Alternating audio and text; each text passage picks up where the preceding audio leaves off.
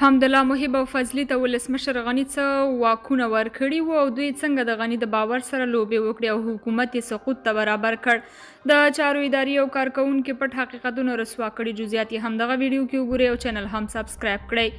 خالد سادات لیکلي ولسمشر غني چې کله دویم ځل لپاره لوړه وکړه نو د دولت چارې په دوه ملکي او نظامي برخو وویشلې. فضل محمد فضلی د چارو اداري لوی رئیس په توګه وټاکه. فضلی یوازې د چارو اداري رئیس نه و بلکې د حکومت ټولې سیاسي او ملکي چارې لاس کې واخیستې. حتی د پارلمان د غړو او قاضیانو د بهرني سفر صلاحیت یې له ولسمشر ځان ته انتقال کړ. بهرنیو سفیرانو سره یې لیدنې پیل کړې. والیان به یې چې له ولایتونو راغلل پر ځای د دې چې د سیمه ییزو ارګانونو خپلواکې ادارې ته سر ښکاره کړي ټول به په لیکه د فضلي صاحب دفتر کې نوموړي سره ملاقات ته منتظر وه. د کابینې ټولو وزیرانو له اتمر پرته به د اجازې اخیستو لپاره د فضلي دفتر ته ونه کې یو دوه ځلې سر ښکاره کاوه. هغه وخت مې ورته ویلي و دا ټول کارونه مو قانوني ستونزې او حقوقي خلاوې لري. څو ځل مې لیکلې حقوقي مشوره ور وسپارله خو کوم ځای یې ونه نیوه. پوه شوم چې سړی بل خیال کې دی او مشورو ته اړتیا نه لري. د حکومت د چارو نظامی برخه یې حمدالله محب ته وسپارله. نوموړي د خپل لاهي وظایفو پر خلاف هر څه ته له خپلې زاویې لیدل. امنیتي ارګانونو کې یې ښکاره مداخلې پیل کړي. امنیتي وزیران یې د پارلمان پر ځای ځان ته مسؤل ګڼل.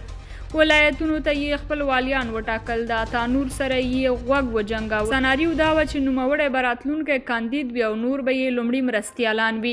یو سیاسي ماشوم یې د عطا محمد له ډلې خپل معاون وټاکه تر څو یې پرې عطا محمد نور خوشحاله کړي.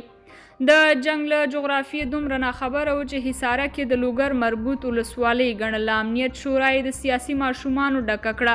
هر خاین او جنګ سالار سره یې غاړه ورکړه ځکه چې راتلونکي کې ورته ځان قوي کاندید ښکارېده.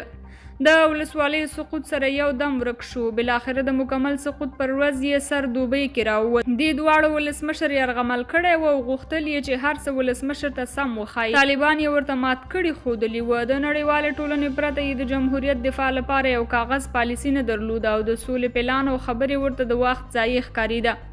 د سقوط پر وخت یې نو بیخي سپینې تښتېدلې وې او هر څه ورته سرچپه ښکارېدل. د کابل شهرنو سیمه کې د خصوصي بانک ګاردانو هوایي ډزو سره وتښتېدل. خلاصه دا چې یو ته ځان له ډېرې هوښیارۍ افلاطون ښکارېده او بل ته له ډېر کمعقلتوبه ځان هټلر ښکارېده. یو په بل هوښیارتوب کې کوټ وخوړه او بل خپلې سرتمبګۍ او ماشومتوب کې افغانستان بایلود.